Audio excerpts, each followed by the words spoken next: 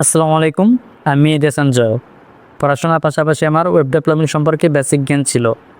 কিন্তু কীভাবে ইন্ডাস্ট্রিতে কাজ করতে হয়, একটা প্রজেক্ট শুরু থেকে শেষ করতে হয় এবং অভিজ্ঞ ডেভেলপার হিসেবে নিজেকে গড়ে তুলতে হয়, সেই বিষয়ে আমার কোনো বাস্তব অভিজ্ঞতা ছিল না। এরপর আমার সরদা আইটিতে ইন্টার্নশিপ করার সুযোগ হয়।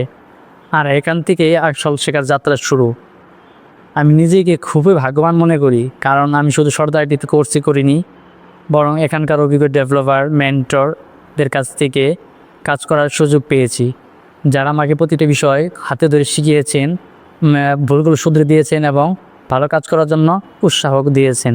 সর্দার আইটি আমাকে এমন একটি পরিবেশ দিয়েছে যেখানে শেখার পাশাপাশি আমি বিভিন্ন প্রজেক্টে কাজ করার সুযোগ পেয়েছি। এখানকার অভিজ্ঞ ডেভেলপার, মেন্টর, ম্যানেজমেন্টের সহযোগিতা ছাড়া আজকে এই অবস্থানে আসা আমার পক্ষে অনেক কঠিন হয়ে যেত।